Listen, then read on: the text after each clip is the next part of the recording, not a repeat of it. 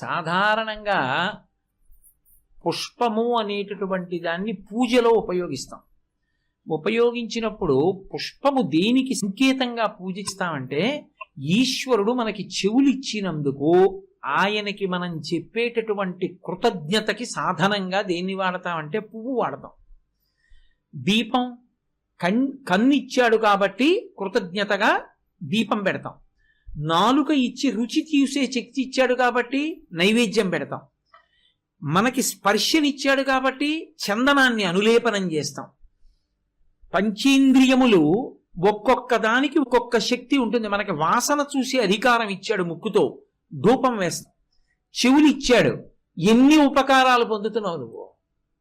చెవితో ఒక ఉపకారం కాదు, వీణ వింటున్నప్పుడు ఎంత మధురమైన ధను అంటాం. కోయిల పాట వింటే బా ఎంత మధురమైన పాట అంటాం.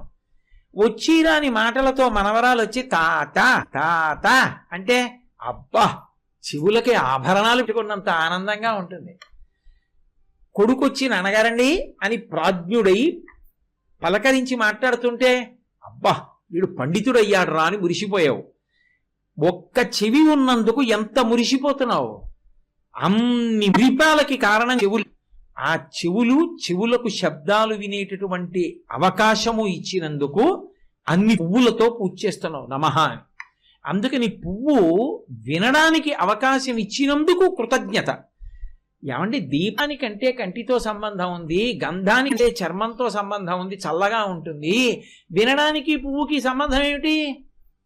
పువ్వుకి శబ్దం ఉంటే కదా వినడానికి కృతజ్ఞతగా వేయడం. అంటే నా కోసమని పట్టుకొచ్చినవన్నీ నావేనా? ఇప్పుడు ఈ పూలదండ ఉంది, నేను మెళ్ళో వేసుకుని ఉన్నానా వేసుకుని లేనా అన్నది విడిచిపెట్టండి. ఇదంతా అయిపోయి నేను లేచి వెళ్ళిపోతున్నప్పుడు ఈ పూలదండ ఎవరిది?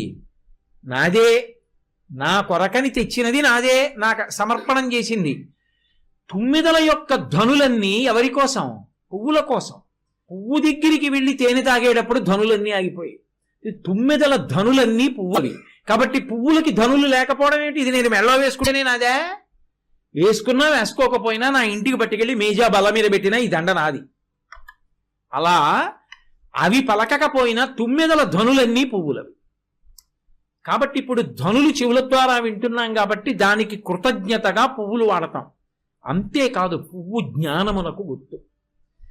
పువ్వు చేత్తో పట్టుకున్నామన్నా పువ్వుతో సంకేతిస్తారంటే జ్ఞానమును సంకేతిస్తారు. ఎందుకంటే జ్ఞానము కలిగితే వికసనం వస్తుంది, బుద్ధి వికసిస్తుంది జ్ఞానము చేత, పువ్వు వికసిస్తుంది. అందుకే పూజ చేసేటప్పుడు పువ్వు చిట్ట చివర చేతిలో పువ్వులు పట్టేసి నిలబడతాం. పూజ చేసేటప్పుడు కూర్చుంటాం, అసలు రహస్యం తెలుసుకునేటప్పుడు లేచి నిలబడతాం. అప్పుడు చేతిలో పెట్టుకున్న పువ్వుల్ని మంత్రపుష్పం అంటారు. అంటే మంత్రమనేటటువంటి పుష్పము ద్వారా అందుతున్న జ్ఞానాన్ని లోపలికి తీసుకో. ఆ లోపలికి పుచ్చుకున్నాను అనుభవంలోకి వచ్చేట్టు చెయ్యమని అడగడానికి పువ్వు ఈశ్వరుడి పాదం మీద పెట్టు. అది మంత్రపుష్పం. మంత్రపుష్పంలో ఏం చెప్తాం? ప్రారంభం చేస్తూనే ఓ మాట చెప్తాం, నాణ్యపంధాయ నాయ విద్యతే అంటూ మొదలు పెడతాం. ధాతా పురస్తాద్యముదాజహార శక్రత్వాన్ ప్రతిశ్చరస్ర అంటూ మొదలుపెట్టి నాణ్యపంధాయ నాయ విద్యతే. ఈశ్వరుణ్ణి తెలుసుకోవడానికి ఇంకో మార్గము లేదు, ఇంకొక మార్గం ఉన్నదని అనుకోవద్దు.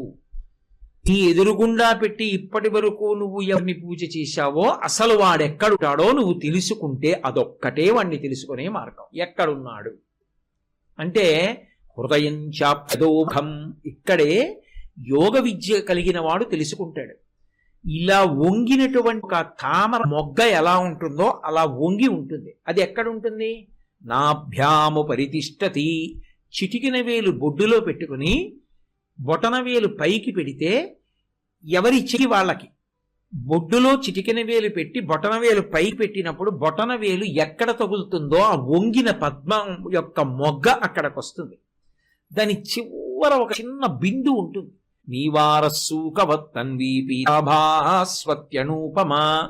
ఒడ్డు గింజ చివర ములుకి ఎంత ఉంటుందో ఇలా అంటే గీరుకుని అంత ఉంటుందని. తస్య మధ్యే మళ్ళీ ఆ మధ్యలో ఒక చిన్న ప్రకాశం ఒకటి వెలిగిపోతుంటుంది. ఆ దివు, ఆ కాంతి, ఆ వెలుగు, ఊర్ధమూలమధశాయి, దాని కాంతి పైకి కొడుతోంది, కిందకు కొడుతోంది, పక్కకు కొడుతోంది.